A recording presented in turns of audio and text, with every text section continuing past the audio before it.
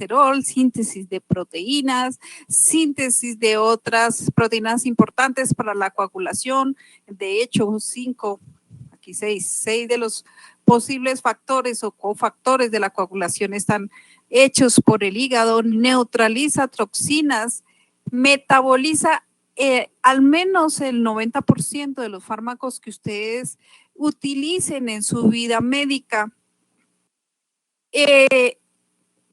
incluyendo, ¿sí?, los que ustedes no administren por vía oral. O sea, independientemente de la vía, el hígado los termina metabolizando al menos en un 90% de los casos. Tiene que ver con el mecanismo de la glucosa, no del azúcar como tal, sino de la glucosa, porque tiene formación de glucógeno, y seguramente esto lo están viendo en biomédica. Tiene que ver con la producción de bilis, y la bilis con la digestión de los alimentos. Tiene que ver con el depósito de sustancias, entre esas el mismo glucógeno, vitaminas, hierro, cobre, y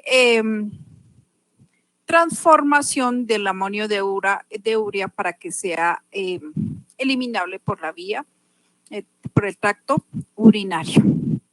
Es un sistema bastante complejo que produce cada hepatocito, drena su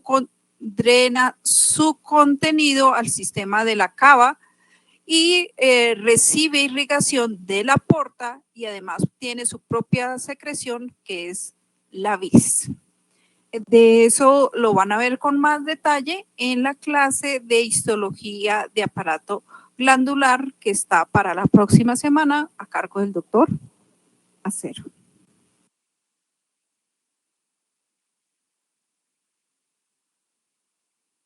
Entonces, el hígado es una víscera voluminosa, de color, como lo ven ahí, rojizo. Uno llaman rojo pardo. Yo creería que es más como rojo vino tinto. Tiene una consistencia firme, pero puede ser, cuando usted intenta pasarle un punto, es de tipo friable, ¿sí? Como que se deshace. El color se debe a que es altamente vascularizado. En la superficie, y lo que hace parte del peritoneo visceral, hay una capa que tiene un sostén de tejido conectivo que se llama la capa de gliso, que hace que el hígado tenga un brillo, a excepción de una partecita posterior, que la vamos a ver en la porción posterior, que se llama la zona desnuda. Sus dimensiones promedios en el adulto es de 28 por 15 por 8, promedio. Les digo, depende más del tamaño de la persona. En el anfiteatro van a ver unos hígados que se ven color pardo y otros que se ven amarillos. Los que se ven amarillos son hígados que ya seguramente estaban haciendo hígado graso. Porque el hígado graso tiende a tener una coloración amarilla. ¿Dónde encontramos el hígado? Entonces, fíjense, el hígado lo encontramos en la porción, si lo ponemos en cuadrante, en el cuadrante supero derecho, si lo ponemos en secciones, buena parte le encontramos el hipocondrio derecho, y una parte en el epigastrio, y una pequeñita parte, la más lateral izquierda, corresponde o puede tocar el hipocondrio izquierdo. En los que tienen el hígado ligeramente más grande, puede inclusive tocar a este organito que ya vimos la clase anterior, que es el vaso.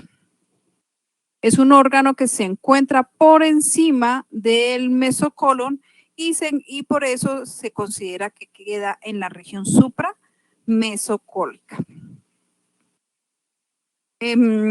Por la cara posterior queda la vena cava, y recubre, como ven aquí, parte del estómago, el píloro, y hacia atrás encontramos el páncreas.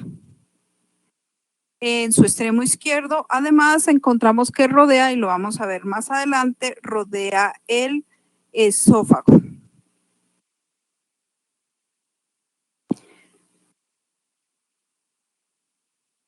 Desde el punto de vista de proyección esquelética, o sea, cuando yo voy a examinar un paciente, ¿dónde tengo que buscar el hígado? Fíjense, el hígado se considera por su proyección esquelética como un órgano torácico-abdominal.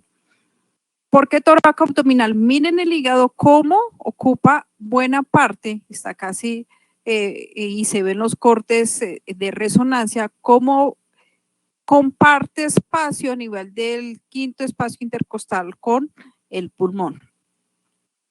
Entonces se hace delante está el hígado, hacia atrás empieza a estar el pulmón. Entonces el hígado, cuando examinamos un paciente, empezamos a percutir porque se hacen toquecitos desde T5 hasta la última costilla, que ocupa en el lado derecho todo lo que es el lóbulo derecho.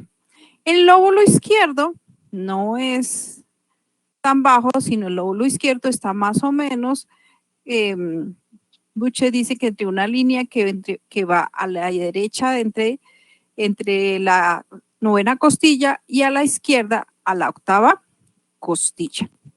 Aquí tenemos de azul, sería más o menos el lugar donde ocupa el hígado, y de color naranja con la sombra punteada donde está el estómago. Miren que cubre buena parte del estómago, que es lo mismo que dijimos en la clase del estómago.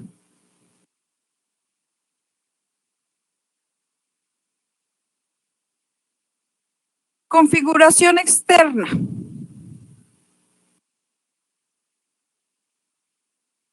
Y vamos a tomar un consenso de lo que la mayoría de los libros dice. El hígado tiene dos caras. ¿Cuáles son esas dos caras? La diafragmática y la visceral. Tiene un borde que une estas dos caras.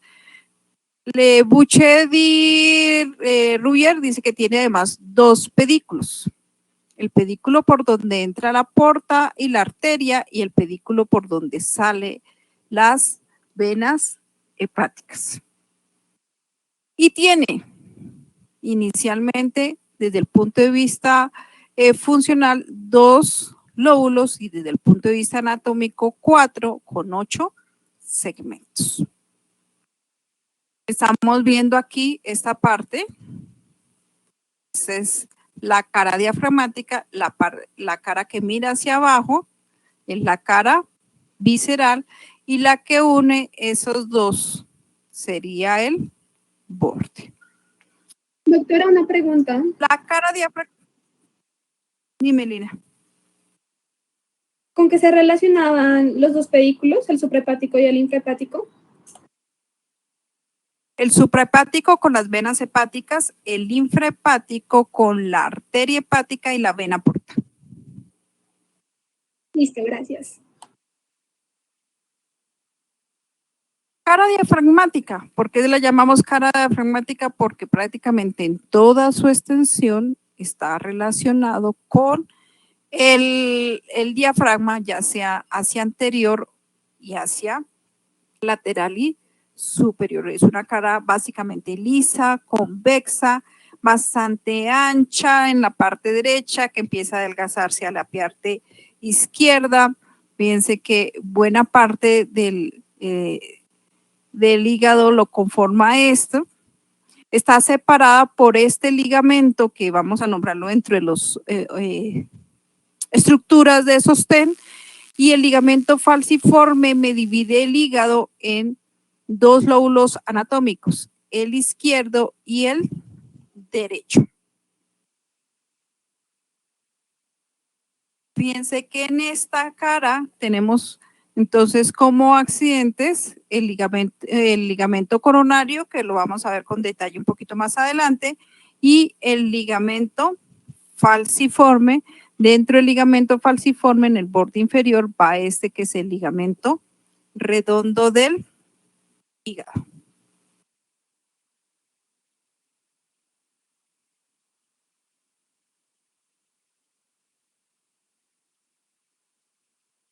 Esta es una gráfica donde me muestra cómo el hígado en su cara diafragmática se relaciona con el diafragma, que sería esta estructura que está parcialmente aquí naranja y luego aquí blanca y luego aquí naranja. La parte blanca es el centro tendinoso. Por encima del diafragma, entonces tenemos el pulmón derecho, en la porción derecha, y hacia la izquierda tenemos la base del corazón. Esta doble línea que ven aquí, este es el ligamento falciforme. Entonces tenemos una visión superior del hígado, donde tenemos parcialmente aquí, estamos viendo este de gris claro es el estómago, todo este es el lóbulo derecho, este que vemos como una doble línea es el ligamento falciforme, y hacia atrás el ligamento falciforme se continúa con el ligamento coronario. De tal manera que el ligamento falciforme me divide el espacio peritoneal en dos porciones, sufrénico derecho y sufrénico izquierdo. Algunos autores, como este de acá, dicen que el lugar donde está el ligamento falciforme también se llama sufrénico medio, pero ese, digamos, es una nomenclatura que poco se utiliza.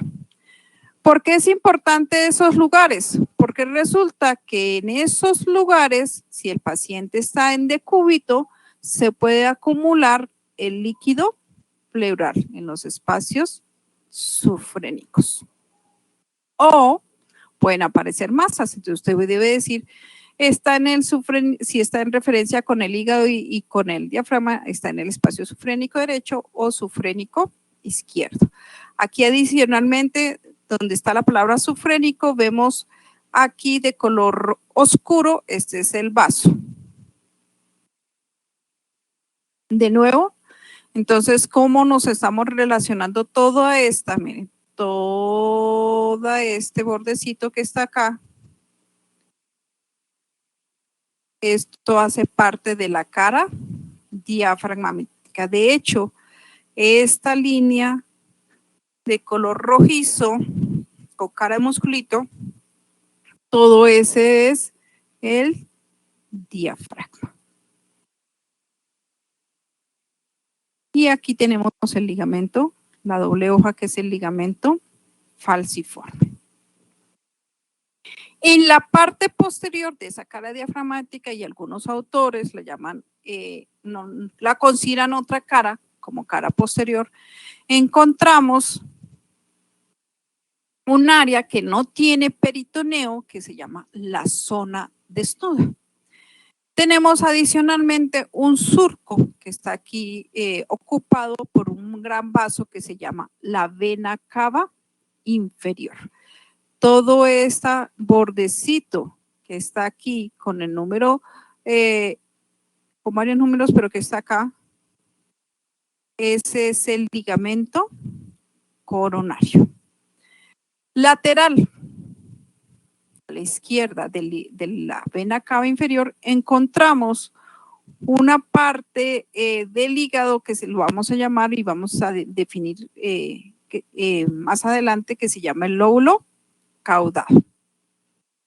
¿Qué es importante de eso? Saber que esta zona desnuda está hacia la región posterior. La cara inferior también se llama cara visceral.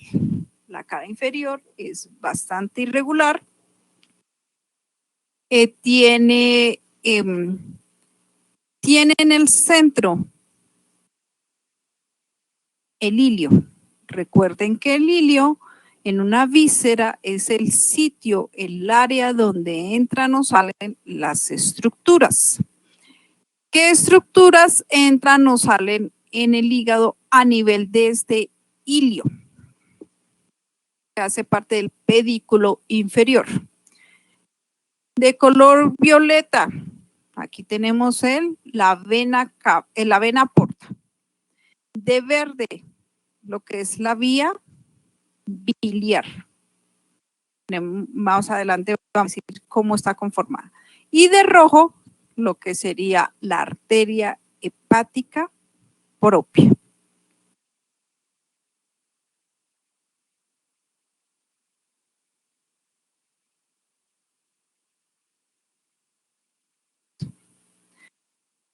Tenemos adicionalmente aquí la vesícula biliar, cuya función, vamos a ver más adelante, es de concentrar y acumular la vesícula biliar.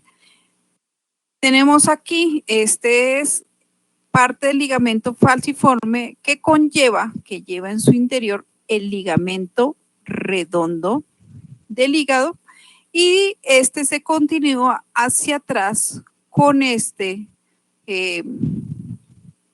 ligamento que se llama el ligamento de Arancio o ligamento venoso.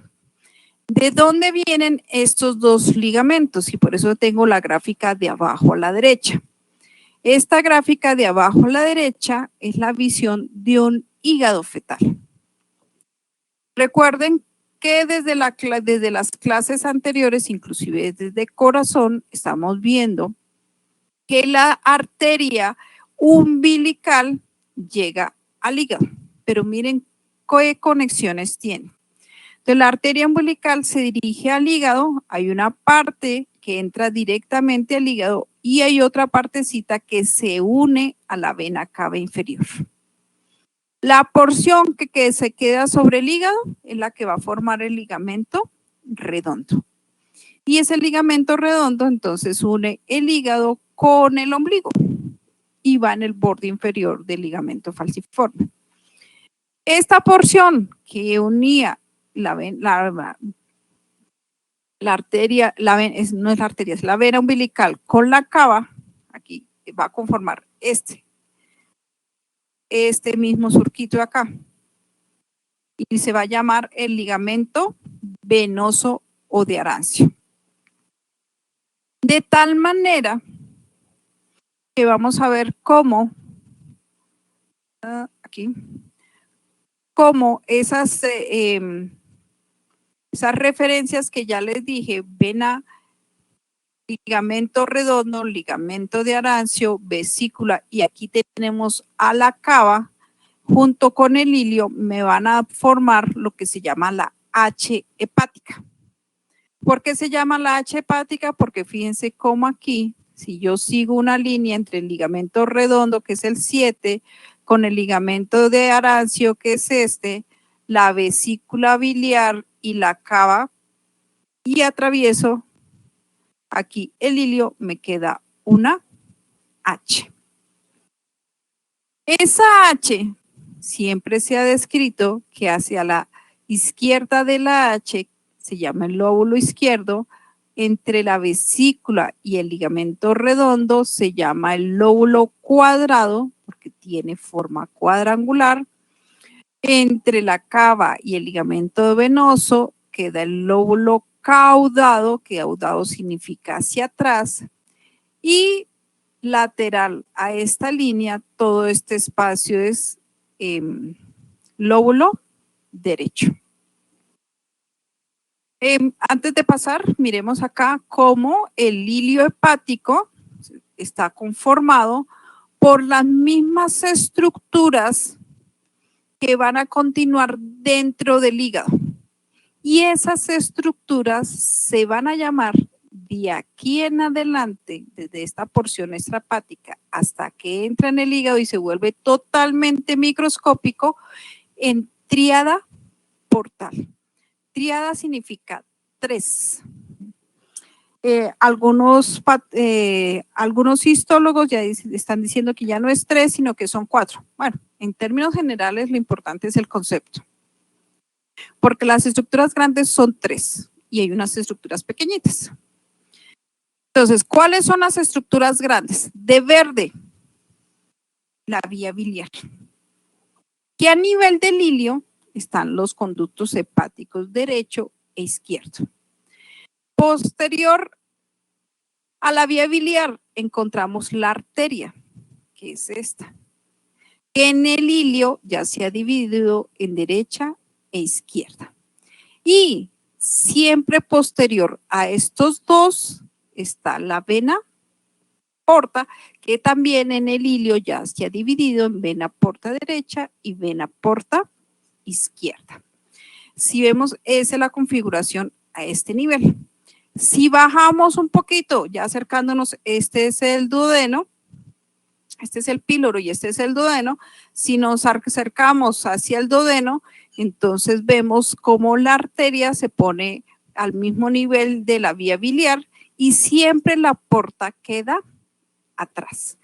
Y por detrás de la porta, unos centímetros, 1 centímetro, 2 centímetros, encontramos el vaso grande que es la cava inferior. Entonces miremos este gráfico, tenemos aquí la tríada portal y aquí tenemos la vena porta.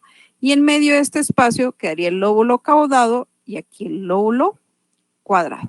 De nuevo, aquí tenemos ligamento redondo, ligamento de Arancio, vesícula, cava, ilio. Lóbulo cuadrado, lóbulo caudado, lóbulo izquierdo, lóbulo derecho. Aquí tenemos la vía biliar, la arteria hepática común, la vena porta. Entonces, aquí viene cómo están de nuevo las relaciones de las tres estructuras grandes que conforma la vía biliar. La cuarta estructura que están considerando ahora, pero que es mucho más pequeña, ¿sí?, que se alcanza a ver en el microscopio, es la parte linfática. Pero como ven aquí, la parte linfática lo conforman múltiples vasos con uno que otro gangliecito, que lo vamos a ver más adelante. Entonces no conforma grandes ductos como se ve acá, pero al microscopio algunas veces se ven las cuatro estructuras. La mayoría de veces se ven 3. Entonces fíjense que el pedículo está recubierto por una capa de peritoneo. Aquí tenemos de rojo la arteria, de azul hacia atrás la vena porta, que aquí en cercanías del ilio está ya dividida en derecha e izquierda. Aquí la arteria ya se divide en derecha e izquierda.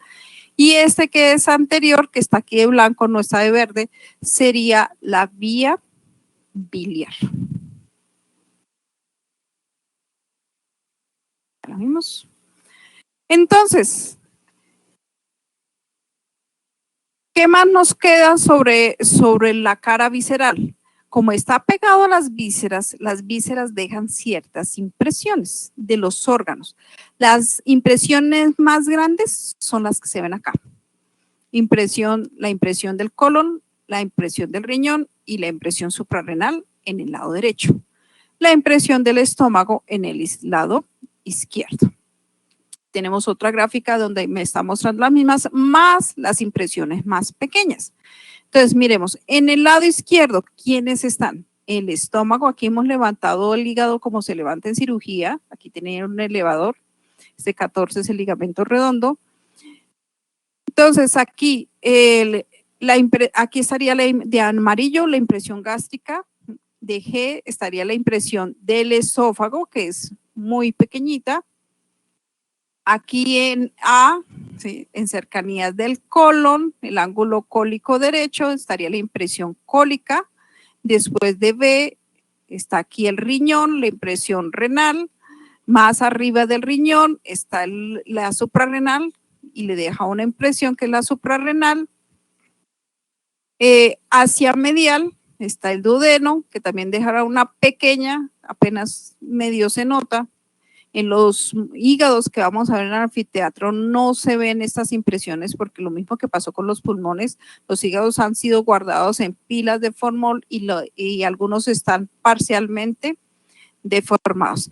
Y aquí tenemos otra pequeñita que tiene que ver con el páncreas, el tronco celíaco y los pilares del diafragma. Aquí vemos de nuevo cómo la cara visceral se relaciona aquí con las diferentes vísceras que acabamos de nombrar.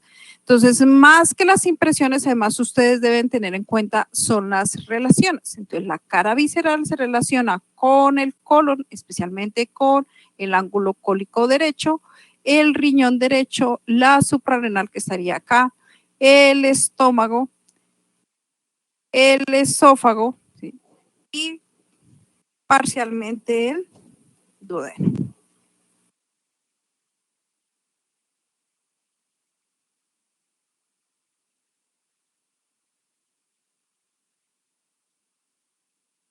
Aquí vemos algo, otra muestra mostrándome cara posterior, me está mostrando aquí el lóbulo derecho, la cava, la vesícula, aquí cómo están, fíjense, los 3 estructuras de la tríada portal entrando al ilio.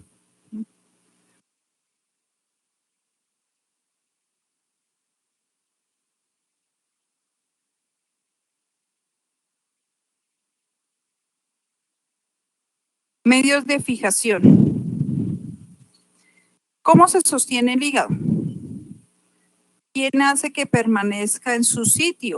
Porque el hígado realmente es de las estructuras que, a pesar del movimiento de las vísceras abdominales, el hígado realmente solo se mueve discretamente con la respiración.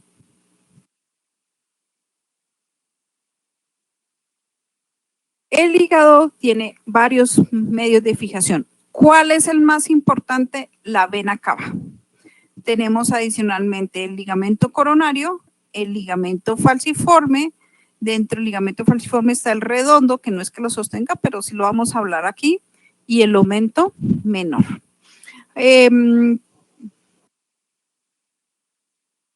¿Para qué me sirve esta gráfica además? Porque estamos viendo, habíamos dicho que el hígado tiene un borde, entonces el bordecito, aquí vemos el borde, la porción anterior del borde del hígado, donde adicionalmente el resto del borde es relativamente sin accidentes. Los accidentes del borde básicamente están acá, que es la escotadura para la vesícula y la escotadura para el ligamento redondo. Entonces, ¿qué es? Vamos a comenzar con el ligamento coronario. ¿Qué es el ligamento coronario? El ligamento coronario, como los ligamentos que vieron en la clase de peritoneo del doctor Guillén, es una doble hoja de peritoneo. Miren aquí, 2 hojitas de peritoneo. Aquí va una y aquí no se me nota la otra, pero aquí va una y aquí va la otra. Una doble hoja de peritoneo cuya función principal es sostén. Básicamente, la cantidad de vasos es mínima, prácticamente no tienen. Y en el caso del ligamento coronario se llama así porque tiene una forma de corona sobre el hígado. ¿Quién le vio la forma de corona? No sé. Tiene el ligamento coronario, tiene una hoja anterior y una hoja posterior, o algunos libros dicen una hoja superior y una hoja inferior. La hoja anterior, vamos a delinearla acá, mire. La hoja anterior tiene esta forma como de punta de flecha y que se refleja hacia adelante y se continúa hacia adelante con el ligamento falciforme. Este sería ya el falciforme y este es coronario. Hacia atrás, y esta gráfica no me alcanza, me toca cambiarla aquí. Hacia atrás, la hoja posterior se erige hacia abajo, rodea el ligamento de Arancio, rodea parcialmente la cava y se continúa hacia atrás para unirse con la hoja anterior. Otra gráfica un poquito más entendible. Entonces, ligamento falciforme, hoja anterior y hoja anterior. Ahora aquí vemos la hoja posterior que rodea el ligamento de Arancio, aquí da la vuelta al caudado, aquí le rodea el espacio de la cava que debería estar acá y fíjense, une acá a la hoja anterior. En los puntos donde se unen la hoja anterior y la hoja posterior se llaman los ligamentos triangulares. Triangular derecho a la derecha, triangular izquierdo, desde luego a la izquierda. ¿Cuál es más notable? ¿Cuál pueden ver fácilmente en las muestras del anfiteatro? El triangular derecho, que es más grueso y tiene un reforzamiento de tal manera que le da esta forma francamente triangular y fácil de distinguir. El ligamento falciforme no es más sino la continuación del coronario en su doble hoja, que en su parte inferior va cargando como si fuera el borde del, como cuando yo doblo una sábana y en el fondo se me queda algo, entonces ahí queda el ligamento redondo. El ligamento falciforme me une el hígado con la porción anterior del diafragma y con esta última partecita con la pared abdominal anterior, que fue lo que vimos en la clase de pared abdominal en su última capa, que era el peritoneo parietal.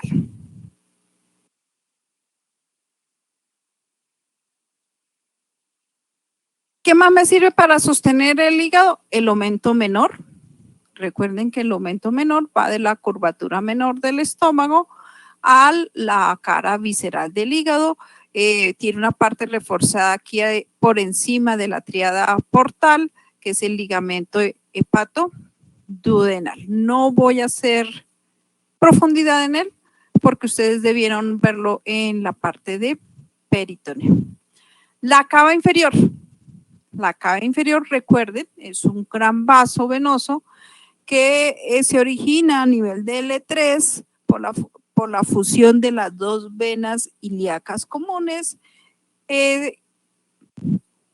Sube por delante de la columna hacia la derecha y en este punto la cava pasa por el hígado, pero se une fuertemente. Se une tan fuertemente que cuando hay que hacer un trasplante de hígado completo, tengo que hacer el corte como lo ven aquí en el dibujo.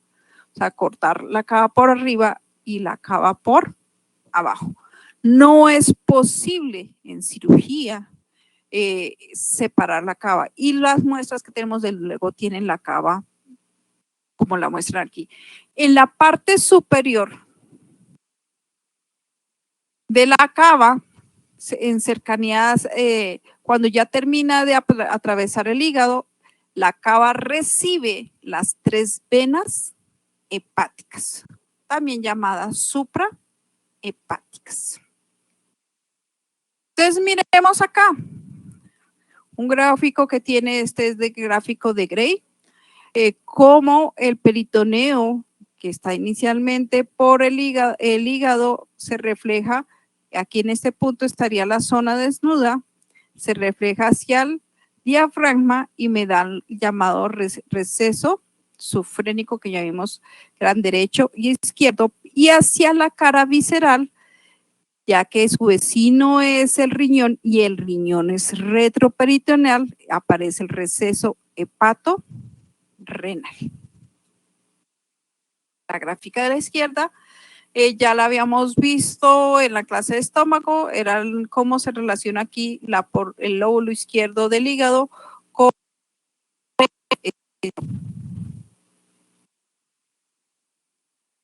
aquí de nuevo, como ya lo hemos visto, cómo se relaciona el hígado con el diafragma. ¿Preguntas hasta el momento?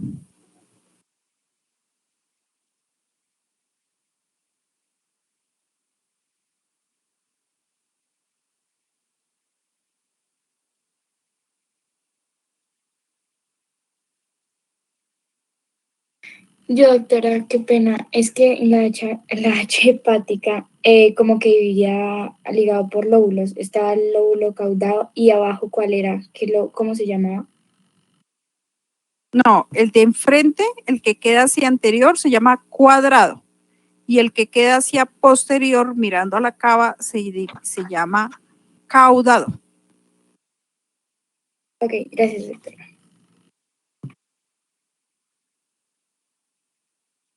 Doctora, una pregunta. Bueno. ¿La zona de Stuntz es la misma zona desnuda? Creo que sí. Ok, doctor. No lo había escuchado con eso, no, pero creo que sí. Durante mucho tiempo no salíamos de los cuatro lóbulos anatómicos, derecho, izquierdo, caudado y cuadrado.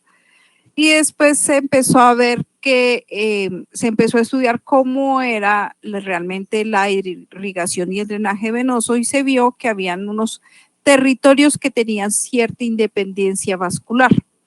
Esos territorios con independencia vascular se le llamaron segmentos hepáticos. Entonces, si ustedes consultan libros del siglo pasado, no van a encontrar esos segmentos hepáticos porque ese concepto apareció hacia finales del siglo pasado, prácticamente en este siglo.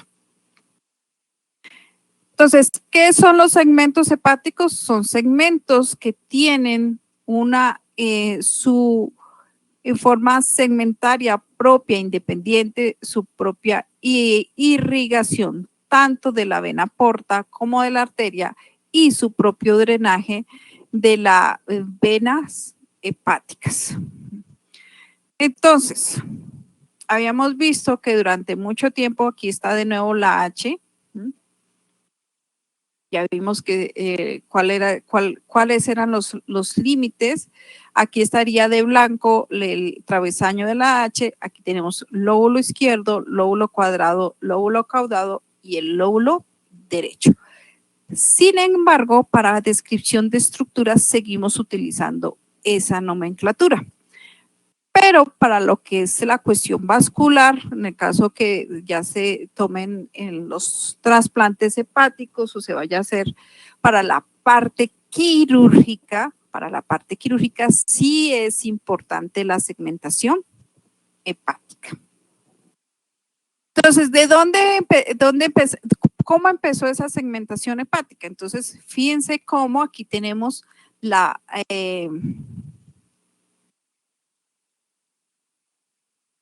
este gran vaso que ven aquí, esa es la vena cava. Recuerden que inicialmente en parte su recorrido es totalmente lisa y cuando ya casi que deja el hígado, recibe las 3 venas hepáticas. ¿Cómo la llamarían? Pues derecha, izquierda y media. Derecha, izquierda y media. Por donde pasan esas venas, que son venas bastante gruesas, dejan unos septos de tejido conectivo que no se alcanzan a ver en la superficie, que se llaman las fisuras portales. Hay una fisura, a pesar de que es de la vena, la llaman fisuras portales. Se llaman fisura portal mayor, fisura derecha y fisura izquierda.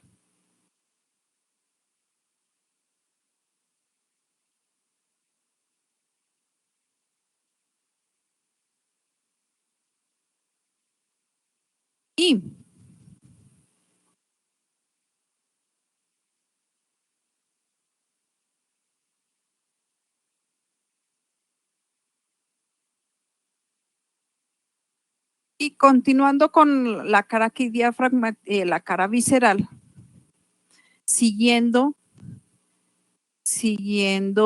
la división de la porta, entonces voy a poder dividir el hígado en 8 segmentos. ¿Cuál es el segmento 1? El cual sí se nombró porque él puede ser drenar tanto a la vena hepática derecha como a la izquierda, el lóbulo caudado. Ese es el 1. Y lo vemos en la cara diafragmática, en la cara visceral.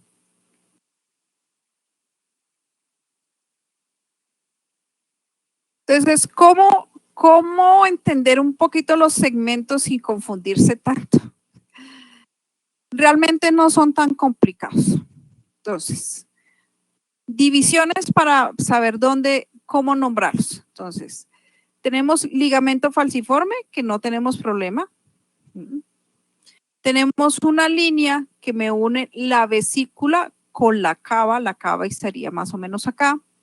Tenemos otra línea, aquí, esta misma, la tomamos también por la cara visceral. Tenemos otra línea que va entre el borde externo, la parte más lateral derecha del hígado en el borde inferior y lo une de nuevo con la cava. Y cada uno de estos sectores lo parto por mitad. Y en la cara diafragmática, en la cara visceral, igualmente por el recorrido donde estaría la vena porta, más o menos hacia la mitad del hígado. De tal manera que, miren, si tomamos la cara visceral, tengo aquí yo un fragmento, un segmento, 2 segmentos, 3 segmentos, 4 segmentos, 5 segmentos, 6 segmentos, 7 segmentos. No se ve el 8. Sencillamente, si ustedes encuentran la H, cogen en sentido contrario las manecillas del reloj y lo ponen. Ya saben que el caudado es 1, 2, 3, 4, 5, 6 y 7. Si tomamos la cara diafragmática, sí. Entonces, no tenemos el 1 porque el 1 se me quedó aquí y arrancamos en el 2. 2, 3, 4, 5, 6, 7, 8. Y ese sí está en sentido de las manecillas del reloj. 2, 3, 4, 5, 6, 7 y 8. El 4 lo dividen algunos en 4A y 4B, pero aquí lo vamos a dejar solamente como 4. Entonces, la tarea en el anfiteatro es que logren más o menos localizar cómo están estos segmentos. De nuevo, caudado 1, en el lóbulo izquierdo están 2 y 3, el lóbulo cuadrado es 4, lateral a la vesícula 5, ¿sí? La porción más externa 6 y cercana a cava derecha 7. De nuevo, el lóbulo cuadrado 4, lateral a la vesícula 5, más hacia la derecha y posterior 6, hacia atrás 7 y la parte más alta del hígado, que por eso no se ve en la cara visceral, tenemos el 8. ¿Tienen nombres? Sí, pero la verdad yo no me complico con el nombre. Este es de un artículo de patología quirúrgica, de anatomía quirúrgica, donde están cómo se clasifican las resecciones según los segmentos, solamente para que lo conozcan. Porque los segmentos, como les dije, son de aplicación básicamente quirúrgica. Aquí un GIF, después se los mando por el chat, donde están de nuevo los segmentos, miren. El lóbulo caudado que está de azul es el 1. Los verdes 2 y 3 son del lado izquierdo. El 4 que está de violeta es el cuadrado. El 5 de color pardo. El 6, el 7 que es posterior y la parte más alta del hígado es el 8. Hay una tenis, la pueden buscar en varias, la gráfica no está la mejor, pero la pueden buscar cómo están los segmentos del hígado con respecto a grabárselos con la mano. Yo la verdad no la utilizo, pero hay personas que les sirve.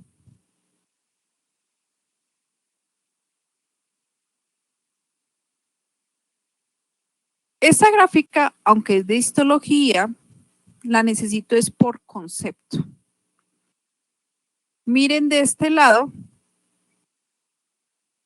cómo están las estructuras de la tríada portal.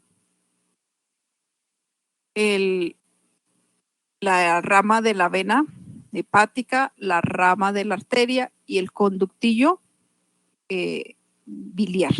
Adicionalmente, es de Moore. Si me dibujo aquí el conducto linfático, fácil de ver. Fíjense cómo la sangre de la vena porta y de la arteria están entre las sinusoides hepáticas. La vena porta le da el 85% del aporte sanguíneo al hígado y el 15% restante lo da la arteria. ¿Por qué da tanto? Porque es que la porta es la que me va a llevar todos los alimentos y todo lo que necesite el hígado para funcionar para el resto del cuerpo. Mientras que la arteria, ¿qué es lo que me lleva principalmente? Oxígeno. Entonces, por eso su contribución no es tan grande. Entonces, recuerden, ¿quién irriga al hígado? El hígado lo irriga principalmente la vena porta. Es una excepción, porque usualmente siempre les he dicho las venas no irrigan, pero aquí, sí, ya que ustedes ya están grandecitos, estamos a 6 semanas de acabar el semestre, ya lo pueden comprender un poquito más, que hay cosas que se salen de las normas. Bueno. Vía biliar.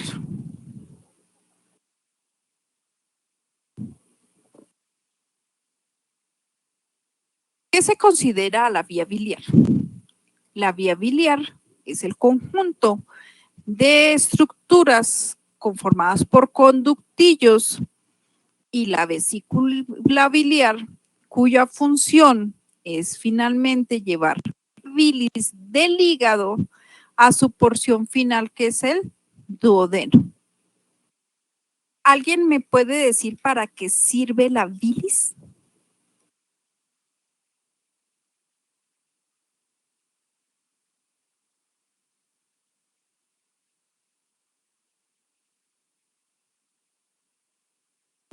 Doctora, no sé si estoy bien, pero creo que es como para digerir las grasas, algo así. Exacto, Daniel. Muy bien, David. Tiene varias funciones. Su función principal es las grasas. Realmente más que digerir se llama emulsificar las grasas. ¿Cómo lo hace? Lo hace gracias a los ácidos biliares. Pero no es la única función, tiene otra función, la bilis, y es que su color lo dan los pigmentos biliares. Y los pigmentos biliares terminan siendo, ¿sí?, el producto del metabolismo de la bilirrubina. Los pigmentos biliares terminan siendo las bilirrubinas.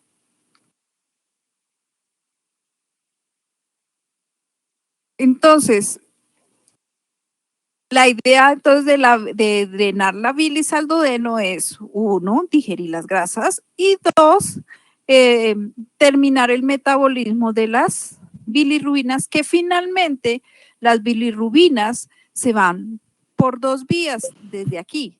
1, siguen el conducto del tubo digestivo, o sea, llegan hasta el recto, y una pequeña parte vuelve y se absorbe.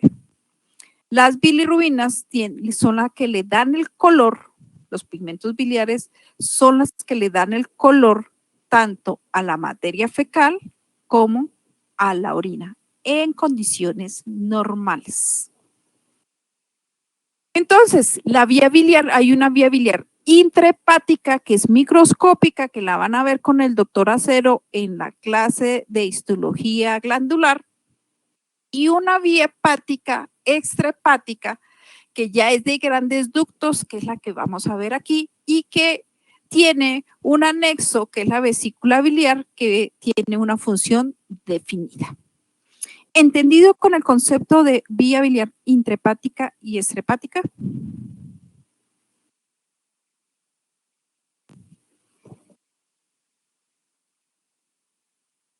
Bueno, Sí, asumo doctora. que sí. Bueno, entonces, la vía biliar extrahepática simplemente la tenemos desde el ilio en los 2 conductos hepáticos, uno por cada lóbulo. Hay un lóbulo hepático derecho y un lóbulo hepático izquierdo. los dos lóbulos hepáticos se funcionan para dar el conducto hepático común. Tenemos como anexa la vesícula. La vesícula tiene un conducto que se llama el conducto cístico. Cístico significa de la vesícula. El conducto cístico se une al conducto hepático común para formar un gran conducto que se llama el colédoco. Colédoco significa conductor de bilis. El colédoco es el que termina en el duodeno. De nuevo, entonces aquí tenemos el resumen. Conducto hepático derecho, conducto hepático izquierdo, conducto hepático común, vesícula biliar, conducto cístico, conducto colédoco, y el conducto colédoco es el que me está llegando aquí al duodeno. En cirugía se hacen, por ejemplo, con cierta frecuencia, para saber si se quedaron calculitos en la vía biliar, se hacen colangiografías retrógradas y se colocan, miren, colocan una sonda con medio de contraste justo donde termina el colédoco y pintan la vía biliar y uno puede definir cuál. Aquí vemos conducto hepático izquierdo, conducto hepático derecho, hepático común. Aquí estaría el cístico y este sería el colédoco. Vamos a definir un poquito sobre la vesícula. ¿Qué es la vesícula biliar?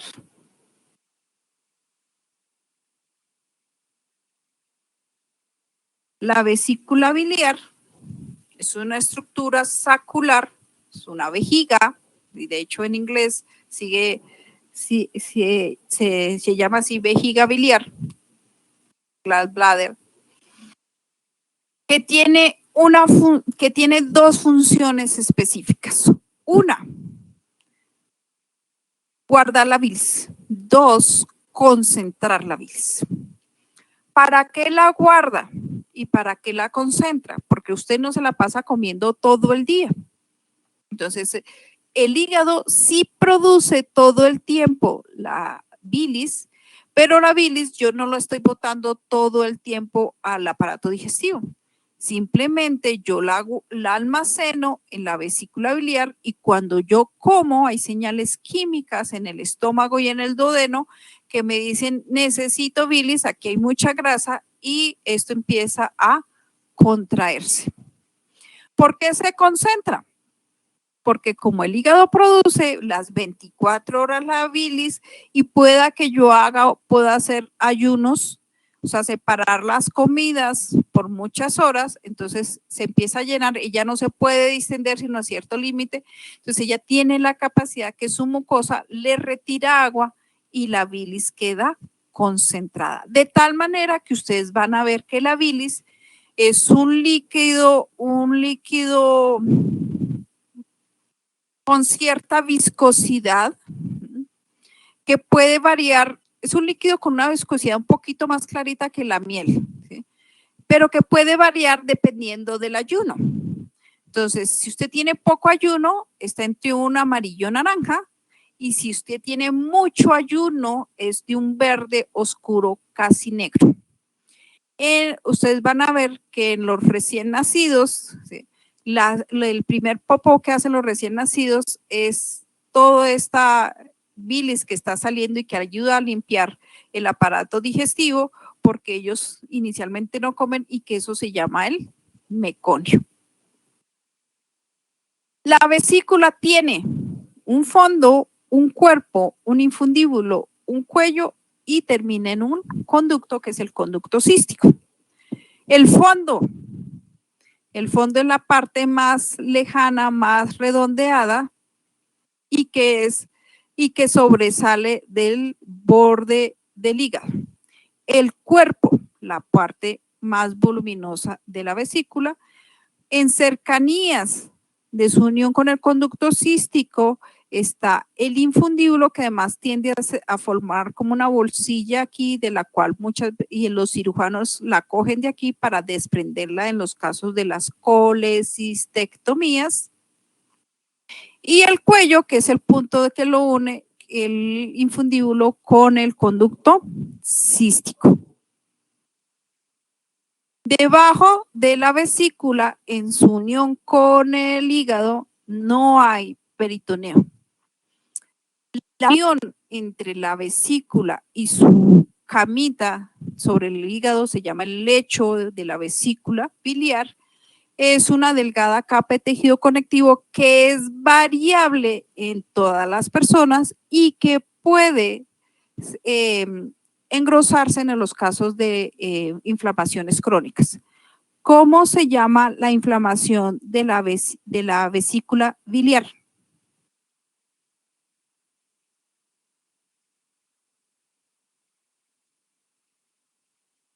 Palabra que debieron saber desde el semestre anterior.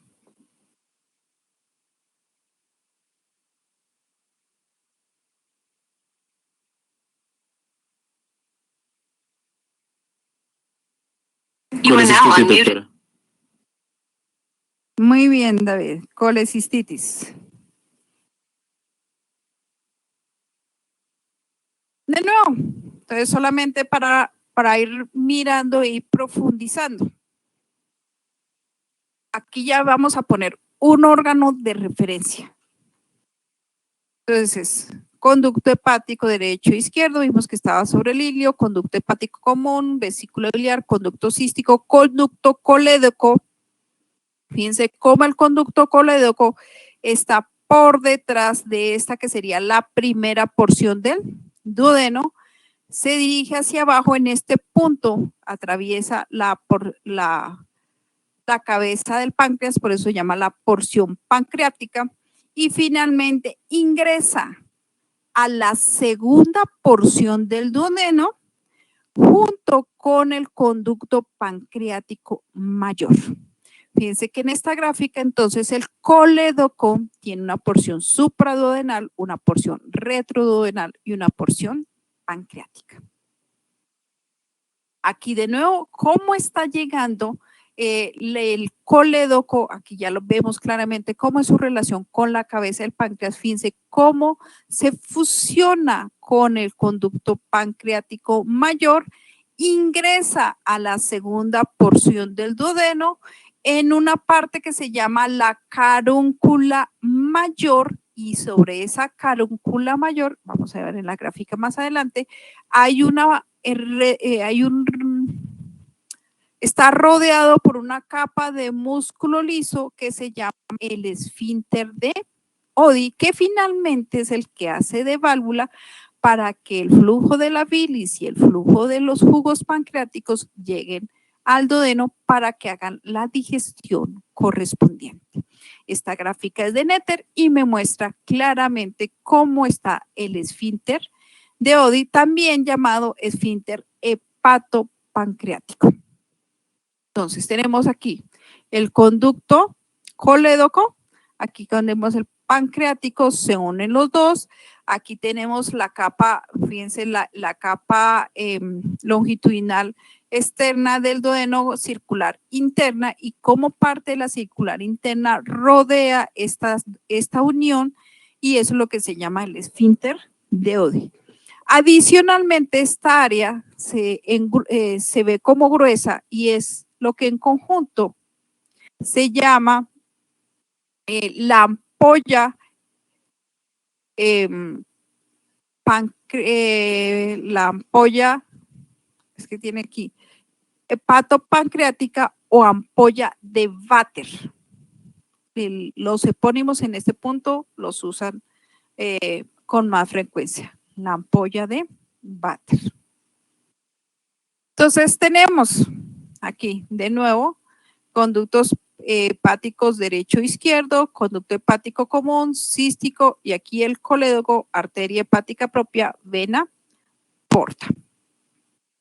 Desde el punto de vista quirúrgico, los cirujanos han tomado, dado que la extracción de la vesícula, la colecistectomía, son cirugías con bastante frecuencia dentro de la parte quirúrgica programada, y con cierta frecuencia en la parte quirúrgica de urgencias. Entonces ellos para sacar la vesícula desde luego tienen que ligar la arteria cística. Entonces han colocado uno que es el triángulo de Calot. El triángulo de Calot, como ven acá, está dado por el conducto cístico, el conducto hepático común y el borde inferior de la cara visceral, y ahí se encuentra siempre la arteria cística. Aquí en esta gráfica está cómo pueden haber variantes anatómicas de la arteria cística. La mayoría, como vamos a ver más adelante, salen de la hepática derecha, pero algunos pueden salir de la hepática izquierda, pueden salir de la hepática propia o, como me ven acá, inclusive pueden salir del tronco gastrodenal o esta que es la mesentérica superior.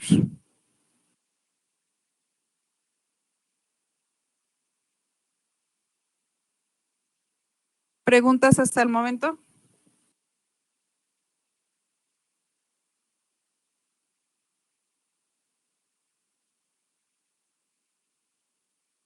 Bueno. Irrigación del hígado macroscópica. O sea, en el punto donde llegamos aquí, pasando el hilio, ya es microscópica.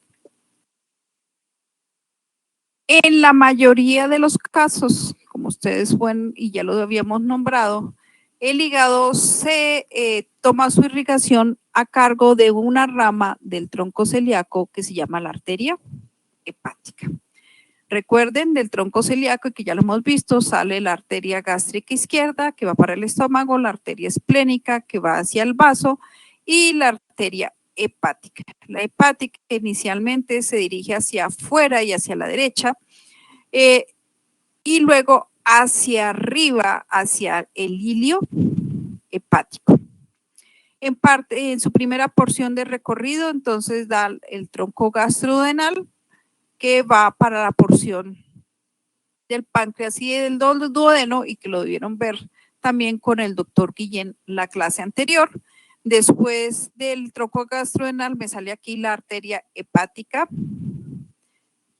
derecha, que está aquí cortada. Se dirige hacia arriba, fíjense, paralela al conducto colédoco, y por detrás está la porta. Y cuando se acerca el hilio, se divide en sus dos ramas, derecha e izquierda. Y sigue las divisiones que tiene la vena porta. Porque acuérdense que en este caso la vena porta es más importante. Justo antes de entrar al hilio, la vena hepática derecha en la mayoría de los casos da la arteria cística. Entonces creo que ahí no hay mayor problema. Recomendaciones, entonces en los cadáveres traten de reconocer, si les queda tiempo, dónde está el tronco celíaco y buscar sus tres ramitas, la gástrica izquierda, la hepática común, aquí no se ve la esplénica, fíjense aquí como la hepática común da el tronco gastrodenal que pasa, este es el estómago, aquí tenemos el esófago, aquí estaría el píloro, esto ya es duodeno. Entonces este es el tronco gastrodenal y mire cómo se dirige hacia arriba.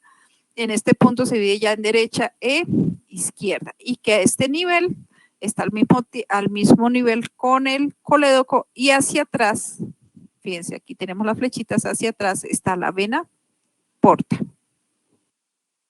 Entonces los vasos de la tríada portal toca que los reconozcan. La vena porta.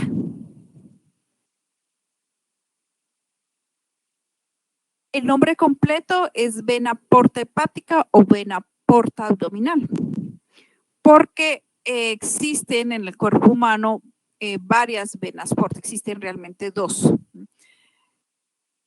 Las venas o los vasos que hacen parte de sistemas portales tienen varias características. Uno, lo vemos acá, unen dos sistemas capilares a través de un vaso. Entonces tenemos aquí los sistemas capilares de las vísceras del abdomen, un vaso que sería la vena porta y otro sistema capilar que está dentro del hígado. 2, tienen una función específica. En este caso, la vena porta abdominal se encarga de llevar los nutrientes, algunas grasas, todo lo que es azúcares, todo lo que es proteínas hacia el hígado. Hay una parte de las grasas que se van por vía linfática paralela al sistema porta. O sea, de todas maneras terminan en el hígado.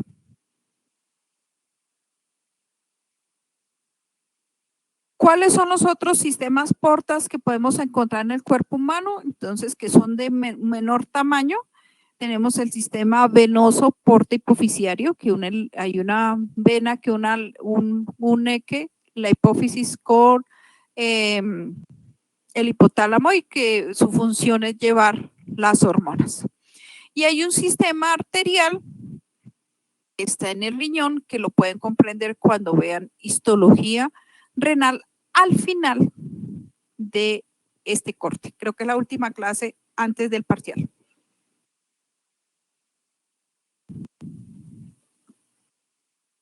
¿Cómo se forma la vena porta? En la mayoría de los casos, la vena porta se forma, como lo ven acá. Entonces vamos a tomarla de aquí en retrógrado. La vena porta se forma por la unión de ese tronco, que se llama el tronco espleno-mesaraico o espleno-mesentérico, con la vena mesentérica superior. Y el tronco espleno-mesentérico está formado entre la vena esplénica y la mesentérica inferior. Fíjense que la vena esplénica tiene un grosor entre 0.4 y 0.5 centímetros, bastante gruesa, y la porta puede tener 1 centímetro de grosor. En la gráfica anterior, entonces que esta gráfica es de Sobota, podemos ver cómo entonces la vena porta recoge el drenaje venoso del esófago inferior, del estómago, del vaso, del páncreas, del colon sigmoide, descendente, transverso, ascendente, ciego y apéndice, el yeyuno ilion, que es el que me falta aquí, todas estas venitas son del yeyuno ilion, el duodeno, el páncreas y la vesícula.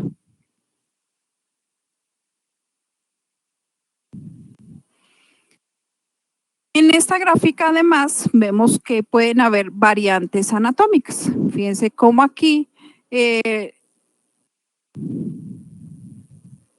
las venas gástricas no están llegando directamente a la porta, como lo vimos en la clase del estómago, sino hay una vena gástrica que está llegando a la vena esplánica. Aquí, ¿cómo están llegando los 3 vasos a un mismo punto? La mesentérica inferior, la mesentérica superior y la esplénica. Y aquí, como la mesentérica inferior está llegando a la mesentérica superior. Lo importante aquí es el concepto. Y fíjense, en este punto, abajo a la derecha, es una gráfica que tiene Sobota, como las arterias tienen el mismo recorrido de la vena porta. Entonces, ¿qué es importante más que la arteria? La vena porta. ¿Cómo se divide la vena porta? Entonces, si ya supimos cómo eran los segmentos, ¿sí? Vemos que llega la vena porta, se divide hacia la derecha y hacia la izquierda. De cualquiera de las 2 ramas portales, derecha o izquierda, van para el caudado. Puede recibir una o puede recibir 2. Eso es variable. La rama derecha se divide en una porción, un tronco anterior y un tronco posterior. El que está aquí como A es anterior y el que está aquí como B es posterior. De tal manera que tanto tronco anterior como tronco posterior da ramas superiores e inferiores, que irían para los segmentos 6, 7 y 8. 6, 7 y estos 2 van para el 8. Entonces, tomamos de nuevo, vena portal, rama derecha, rama izquierda. se divide la rama derecha en anterior y posterior y cada una anterior y posterior en un ramo superior y un ramo inferior. De tal manera que el ramo anterior sería antero superior, antero inferior y el posterior, postero superior y postero inferior. La vena portal izquierda puede dar su ramito para el caudado y me da una rama, fíjense que me da realmente 3 ramitas. Una hacia la porción media, una porción inferior y una porción superior, que van para el lóbulo izquierdo. Este va para el segmento 3 y esta va para el segmento 2. Y esta, la porción media, el tronco medio va para el segmento 4. Entonces, retomemos de nuevo.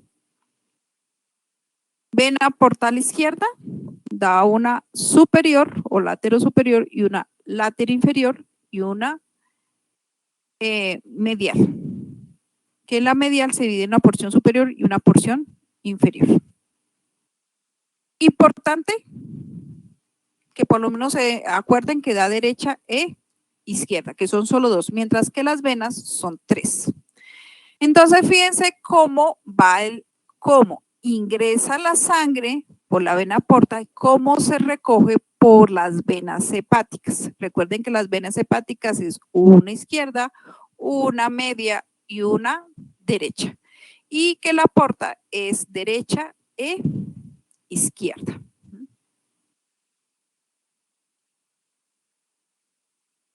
Esta es una disección cadavérica, no la tenemos en el anfiteatro, donde se ve cómo la cava inferior está recogiendo las 3 venas, la media o intermedia, la izquierda y la derecha, pero sí se alcanzan a ver.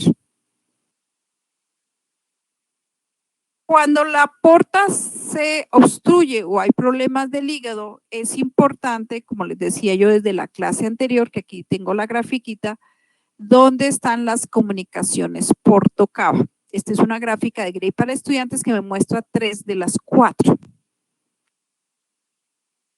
La primera, a nivel del ombligo, entre las venas superficiales de la pared abdominal que van para el sistema cava, recuérdense que iban para la parte inguinal o para la parte axilar y terminan ya sea en cava superior o cava inferior, y el ligamento redondo del hígado, que fíjense, esta venita termina aquí en la porta. El sistema de las esofágicas, que también lo explicamos bastante bien, que están las esofágicas inferiores, en las esofágicas la porción torácica va para la cava y la porción abdominal va para la porta. El sistema de las rectales, que lo vamos a ver en recto, porque el recto es de pelvis, donde la vena rectal superior es del sistema porta, porque la vena rectal superior, no sé si lo debieron ver con el doctor Guillén, termina en la mesentérica inferior y de luego ahí a la porta, y las rectales media e inferior terminan aquí en el sistema de las cavas. Y el cuarto está entre lo que se llama la grasa perirrenal. Entonces, los vasitos que están en la grasa perirrenal mirando al peritoneo drenan en la porta. Y los vasos de la grasa que están por detrás del riñón terminan con las lumbares en el sistema de las cavas. Cada uno da una sintomatología diferente que ustedes deben tener en cuenta en los casos de hipertensión portal. Las venas superficiales del abdomen causan abdomen empedusa. En el caso de las venas esofágicas se ven las varices esofágicas. En el caso de las venas rectales se ven las hemorroides y en el cuarto caso se ve la ascitis. ¿Alguien me recuerda qué es ascitis?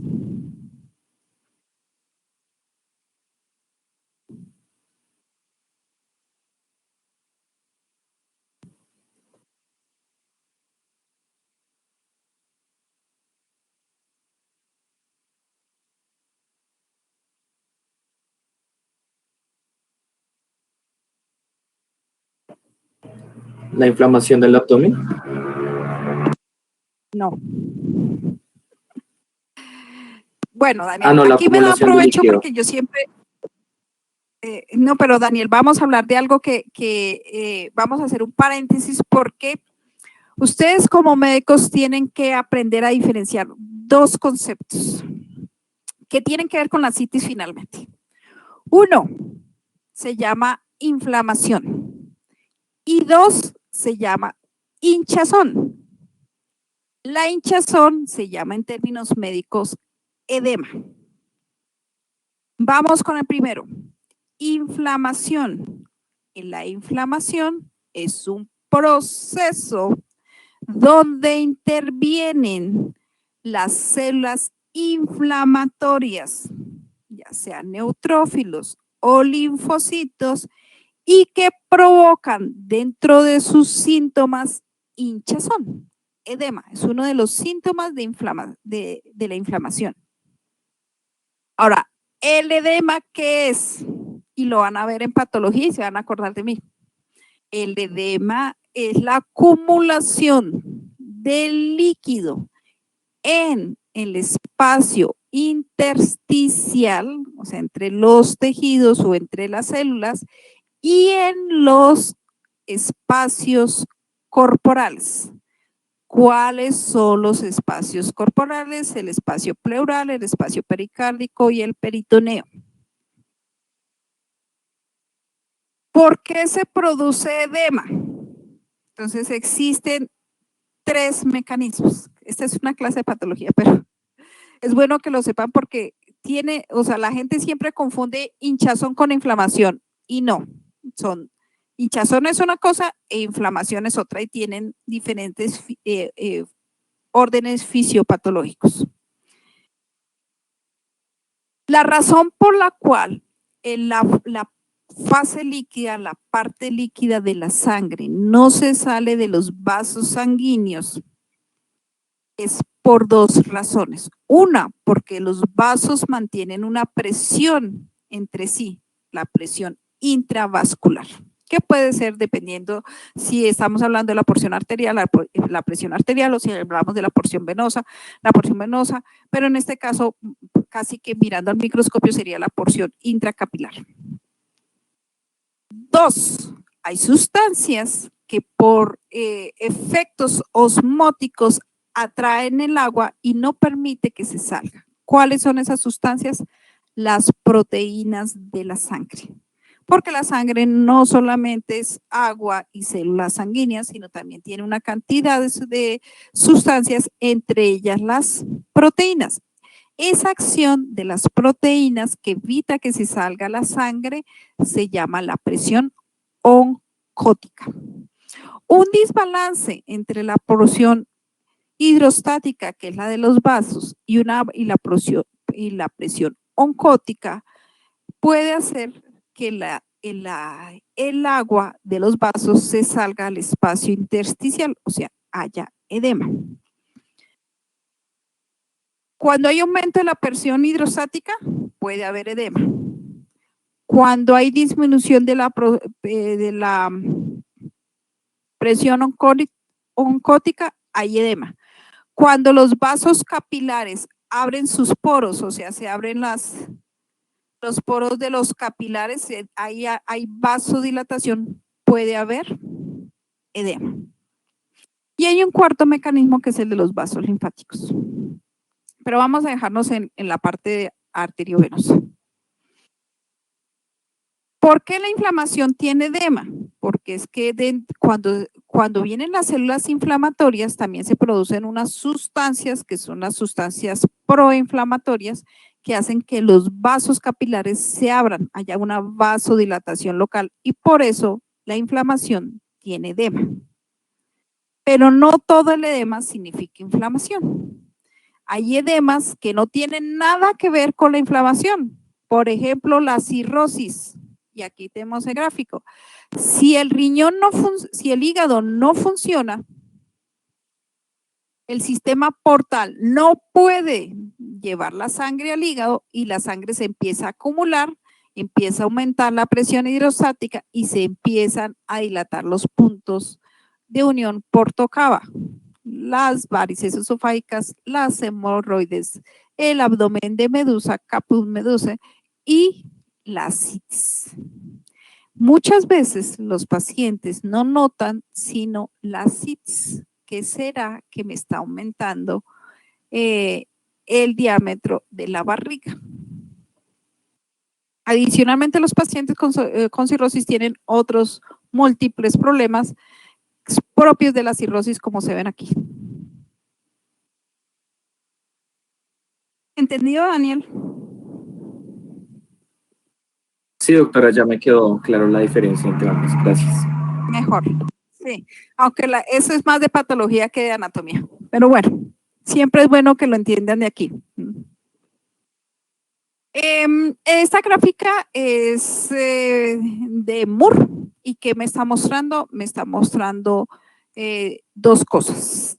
Me está mostrando el drenaje linfático en la parte superior y me está mostrando la inervación. ¿Necesita el hígado inervación? No es que la necesite, pero siempre la hay. Entonces, miremos la de arriba.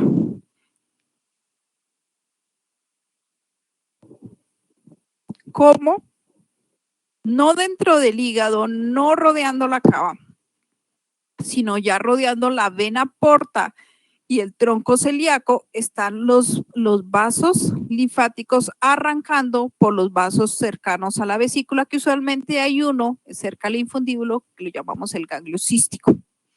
Fíjense que rodeando la arteria hepática propia hay otro grupo de ganglios que son los ganglios hepáticos, que esos se continúan hacia los ganglios celíacos que siguen hacia acá, hacia la parte del tórax. Y que en casos de un cáncer pudiera tener ese mecanismo de expansión. El cáncer de vesícula y el cáncer de páncreas son cánceres que son terriblemente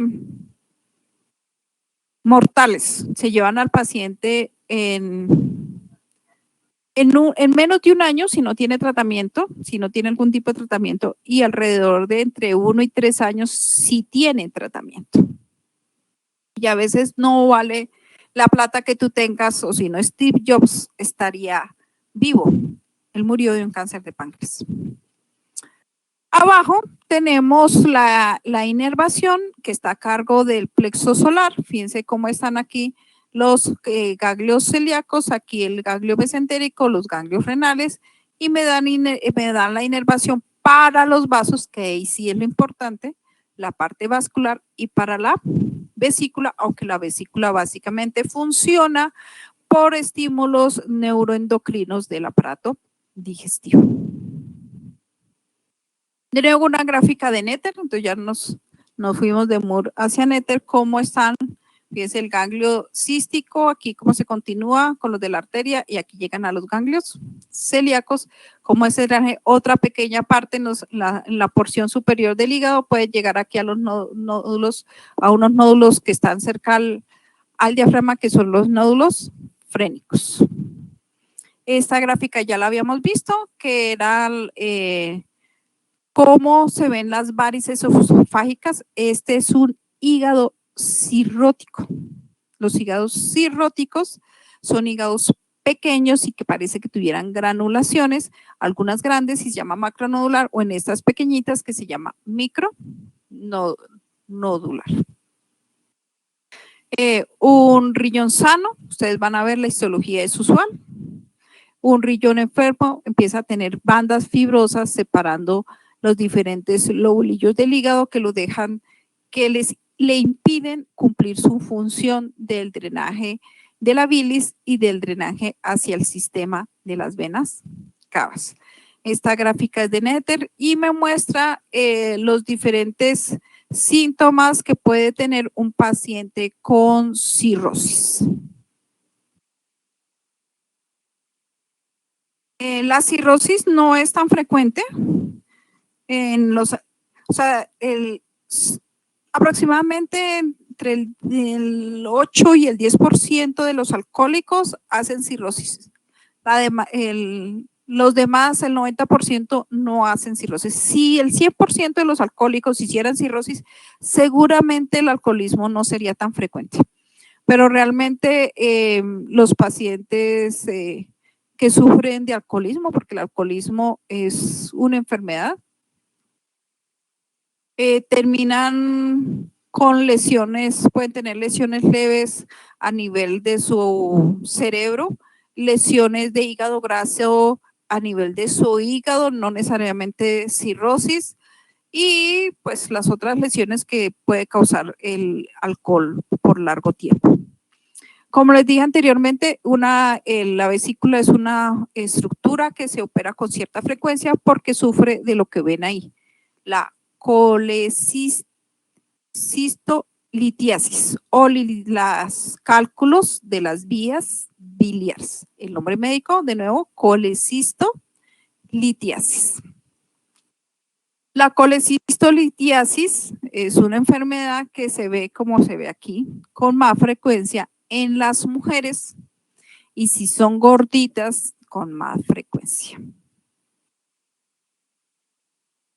Los cálculos inicialmente se forman en la vesícula, se forman por un como en todo lo que hemos visto, por un desbalance entre los contenidos de la bilis. La bilis contiene ácidos biliares con los pigmentos biliares, contiene colesterol y contiene una sustancia que le da el espesor a la bilis que se llama lecitina. El desbalance entre el colesterol y los ácidos biliares hace que alguno de los dos se precipite. Y si yo soy una persona que estimulo continuamente el aparato de la vía biliar comiendo grasas, pues esas precipitaciones terminan formando piedritas. Esas piedritas pueden tener tamaño variable, pueden quedarse dentro de la vesícula, pueden obstruir la vesícula, pueden obstruir el colédoco, dependiendo, o se pueden subir hasta, hasta los conductos pancreáticos derecho e izquierdo. Por eso es que hacen una exploración de vías biliares. La sintomatología depende de dónde esté el cálculo. Si el cálculo está básicamente en la vesícula, causa una inflamación de la pared y eso es lo que causa una colecistitis. Las colecistitis de largo tiempo corren el riesgo que coja a alguno de sus vecinos, el colon o el duodeno, y hagan, como ven aquí, una comunicación anormal y eso se llama una fístula. Si el cálculo obstruye el colédoco, entonces ya empieza a aparecer que la persona se empieza a volver amarillo. Y ese síntoma se llama, cuando una persona tiene su piel y sus mucosas de color amarillo, ¿eso cómo se llama? Ictericia, doctora. Ictericia. ¿Por qué da la ictericia? Entonces, recuerden que con los ácidos biliares van los pigmentos biliares. Entonces, si yo tengo un cálculo aquí y obstruye la vía biliar, la bilis se me empieza a reabsorber toda, ya sea en el hígado o en la vesícula biliar para la sangre, y los pigmentos biliar me pigmentan la piel. Entonces, por eso se ve la ictericia. ¿Qué otros síntomas hay aquí? Recuerden que la bilis le da color a la orina y le da el color a la materia fecal. ¿De qué color será la materia fecal? ¿De qué color se les ocurre? Si hay una obstrucción del colédoco, total del colédoco, ¿de qué color será la materia fecal? Amarillenta, doctora. No. Sin color. ¿Cuál es la ausencia de color? ¿Qué color me da cuando hay ausencia de color? Con la luz. Blanca, doctora. ¿Ah? Blanca. Blanca. Entonces, ustedes han notado, no sé si ustedes han notado por ahí en las calles, que cuando alguien, un perrito dejan el popó en la calle, usted lo puede ver un día café y al día siguiente seguramente ya lo ve blanco. Resulta que la luz solar degrada las bilirrubinas. Entonces, cuando yo no tengo bilirrubinas en mi aparato digestivo, la materia fecal tiende a ser blanca o del color de lo que yo consumí. Desde luego, si yo consumí una ensalada de remolacha, pues a ver roja. Si yo consumí muchos vegetales verdes, muchas cosas con espinaca, se va a ver verde, pero tiende a verse blanquecina. Eso se llama acolia. Y la orina. Entonces, toda la bilis se fue para la orina. ¿De qué color será la orina? ¿Cuál es color normal de la orina? El color normal de la orina es un amarillo claro y debe ser transparente. Cuando yo me deshidrato, se vuelve a un color amarillo naranja o amarillo ligeramente café. Pero en los casos de los pacientes con obstrucción biliar, ¿de qué color es la orina? ¿No sería un amarillo muy concentrado, doctora? Amarillo casi negro, lo llaman color Coca-Cola. Entonces ustedes van a ver que sobre todo en pediatría uno le dice a la mamá, ¿cómo tiene la orina? ¿La tiene color colombiana? Y ese es dentro de límites normales. ¿O la tiene color Coca-Cola? Porque en las hepatitis también hay pigmentación de la orina y eso se llama coluria. De las hepatitis no voy a hablar porque ese tema sí que es todavía más complejo. Nos quedamos aquí en obstrucción de la vía biliar.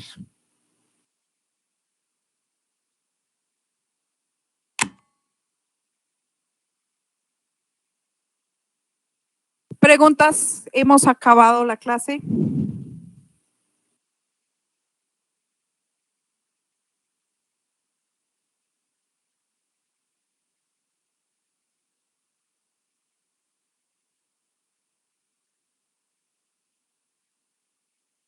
Doctora, yo tengo una pregunta.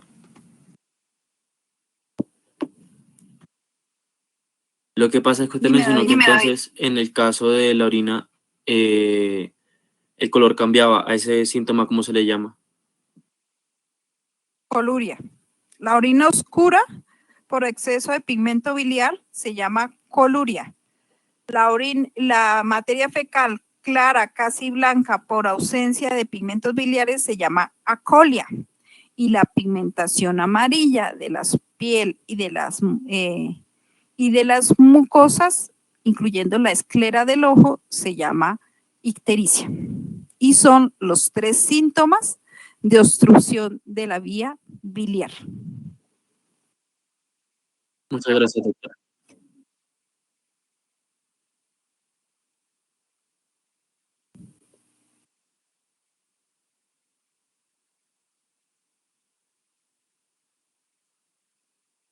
¿Quedó todo claro?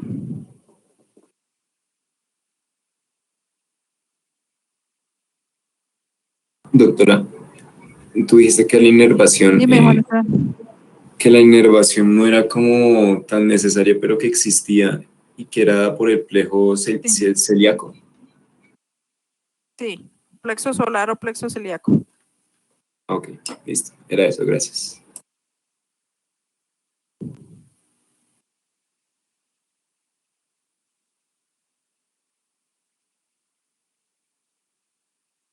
Doctora. Es que como muchos órganos que hemos visto, el órgano como tal no es que duela. Lo que duele es su recubrimiento o sus órganos vecinos. El miocardio como tal no duele. Lo que empieza a doler es el pericardio irritado.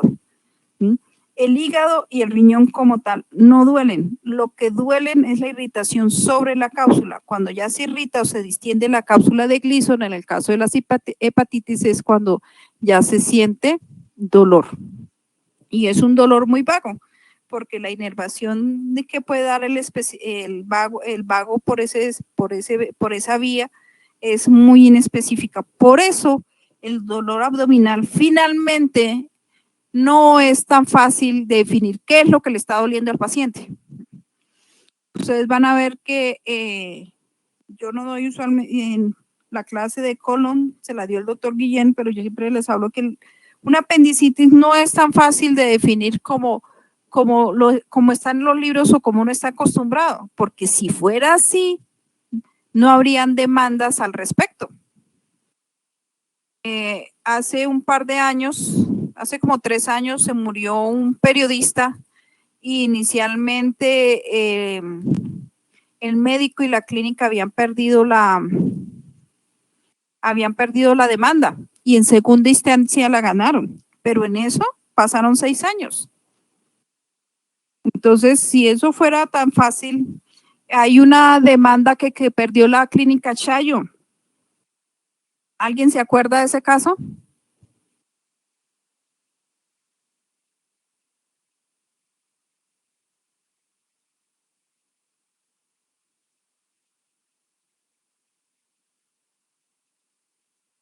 Entonces les cuento, es un caso de una niña que creo que tenía 11 años, llega a la clínica Chayo con dolor abdominal, la ve una primera médica y le dice, no, ese dolor no es mayor cosa, no le toma exámenes, le da unos analgésicos, la manda para la casa. Vuelve a consultar como a las 6 horas a un médico y resulta que a las 6 horas o a las 12 horas, resulta que ese día, curiosamente, era un día como ayer, jugaba la Selección Colombia, iba con su caballo, que el médico tenía debajo de su uniforme o debajo de su bata la camiseta de la Selección Colombia, medio la miró, tampoco le pidió exámenes y la volvió a mandar a la casa. Y era un dolor abdominal. Él volvió a llegar. No recuerdo si con el mismo médico, pero ya llegó en una deshidratación severa. La chica ya estaba perdiendo la conciencia. Le tomaron exámenes y se encontraron que estaba haciendo una crisis diabética, una hiperglicemia severa. La niña entró en coma diabético y se murió. Lo que pasa es que yo no conozco la historia completa, solamente lo que dicen los medios. La clínica fue condenada porque tanto el primer médico como el segundo que la vio debieron haberle pedido exámenes. La clínica se defendió porque la niña había estado en controles anteriores, no sé en dónde, y esos exámenes ya se los habían pedido, los exámenes de azúcar, y los papás no quisieron tomárselos. Pero ahí fue condenada, no sé por cuántos dinero. Creo que no alcanzó a haber cárcel para el médico, pero sí hubo también la parte monetaria, no recuerdo por tanto, un montón de plata. Y era un dolor abdominal. Entonces ustedes tienen que no solamente explorar bien el paciente, sino además preguntar muy bien los síntomas del paciente. Entonces, los dolores abdominales no son tan fáciles.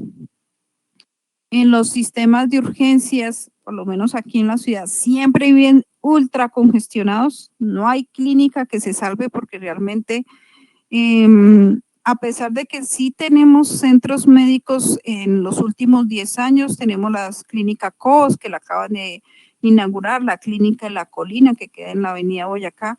Realmente la proporción hospitalaria de la ciudad no ha crecido como ha crecido la ciudad. Entonces la ciudad, yo creo que le hacen falta como 1000 camas. Y eso se vio también en parte la pandemia.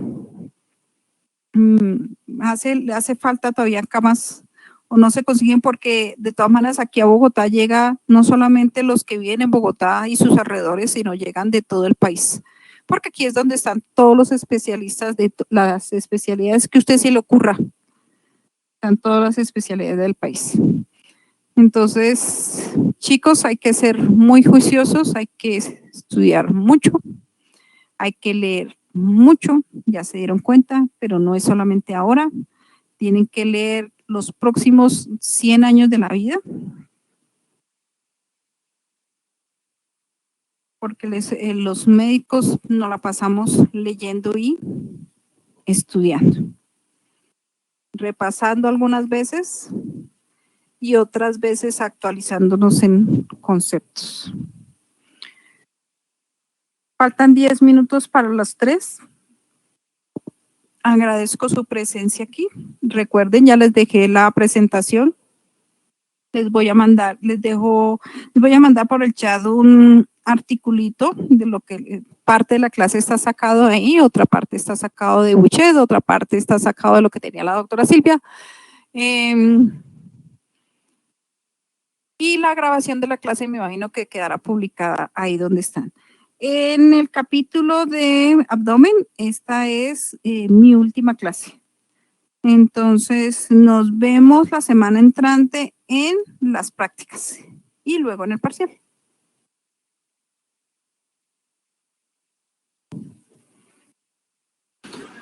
Listo, doctora, muchas gracias, que esté muy bien.